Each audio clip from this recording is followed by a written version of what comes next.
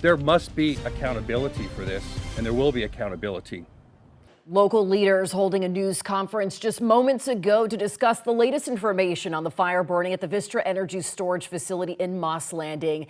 District 2 Supervisor Glenn Church calling for accountability. And you're looking at aerial video. This is taken just moments ago, and you can see the smoke still billowing out of the Vistra plant. Office of Emergency Services declaring a local state of emergency this morning as an evacuation order remains in effect for 1,200 people in the Moss Landing community and surrounding areas because of this fire. EPA on scene as they continue to conduct tests. Now, to set this all up for you, the fire started around 3 Thursday afternoon. By 5, the fire seemed to have died down, but just 15 minutes later, it flared back up again and started to spew smoke. Fire became visible. It just completely took off. You're seeing those flames here. North Monterey County Fire Chief Joel Mendoza saying this morning that the built-in fire suppression systems worked as expected, but the fire just overpowered their ability to stop it. Chief Mendoza reporting that during the news conference this morning, the fire less than 5% of what it was at peak last night. Toxic smoke, though, is the real concern here, and that is why the EPA is on scene. We want to give you some background on Vistra Energy. They are a Texas-based company that specializes in retail electricity, which refers to the sales of electricity to homes and businesses and power generation. Company says they are one of the largest competitive electricity providers in the U.S. and had just finished the third phase of an expansion to boost California's electric grid in 2023. This bumps storage at the Moss Landing Energy Storage Facility to 750 megawatts with over 110,000 battery units on site. It's believed to be the largest battery storage facility of its kind in the world. And Vistra Energy is saying this morning safety is their top priority as we press them for answers at the county news conference earlier. Action News 8 reporter Felix Cortez joining us live in Castroville with the latest on Vistra Energy's response to the fire and how the county is pushing back. Felix.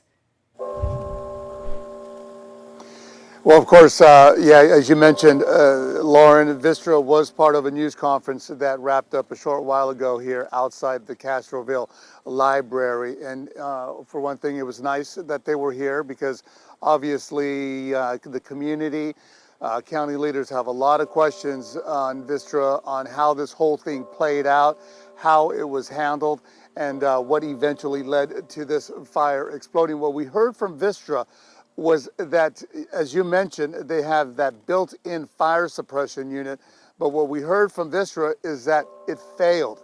Somehow that system failed and wasn't able to put out that fire that started in the battery storage facility. That's one concern.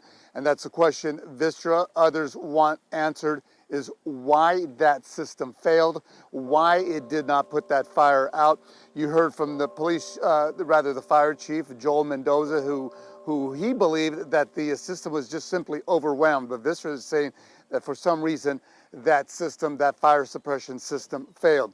We also asked Vistra, and I personally asked Vistra, what was their plan for this fire this size? Because what we're hearing out here, and we heard last night, is that this was a worst case scenario. So we asked Vistra,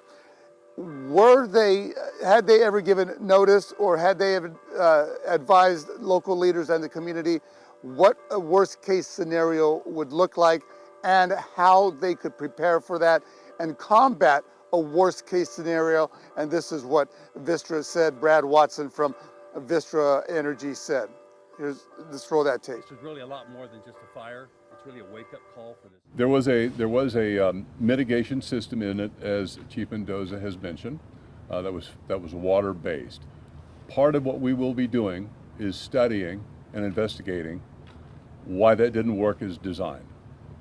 And that will be one of the many, many questions we will be going through to find out what happened here. And we will investigate it, and we will find out what the cause was. And of course, that's what everybody wants to know. What caused this? What led to this catastrophic, really a failure of this inside built-in fire suppression system that did not put this fire out as planned. I mean, Lauren, I was out there shortly after 3:15 when this first call for the fire went out. By the time I got out there, I went on air at 5 o'clock. The fire all but seemed to be out. Smoke that was spewing from the vents on top of the roof. There was no longer any smoke. 15 minutes later, when I got off the air, that we could start seeing smoke billowing again, large plumes of black smoke. Within half an hour, 45 minutes, that building was on fire. We spoke with Supervisor Glenn Church, and obviously he has a lot of questions, concerns. Today at this press conference, describing that incident as our 3 Mile Island. Some of you are familiar with that. That was a pretty big incident, but that's extreme description, but that's what he said, our 3 Mile Island. Here's what Church had to say as we move forward in terms of battery energy storage in Moss Landing. This is really a lot more than just a fire. It's really a wake-up call for this industry. And if we're going to be moving ahead with sustainable energy, we need to have a safe battery systems in place.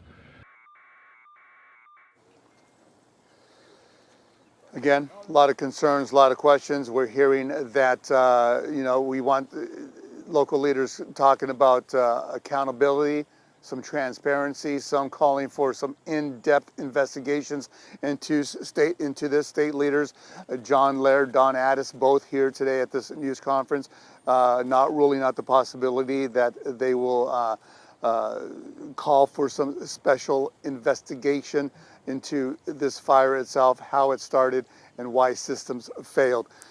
We also learned today, as you mentioned at the top of the show, a local emergency declaration has been declared. And I was just told by Supervisor Luis Alejo that the County Board of Supervisors will hold another special session. They held one this morning prior to the news conference. They're going to have another one next week, Tuesday at 10 o'clock, kind of get another debrief on this whole incident, where we stand and where we go from here. Reporting live from Castroville, I'm Felix Cortez. Lauren, back to you in the studio. Yeah, a lot of questions that need to be answered. Felix, thank you so much. Appreciate your reporting.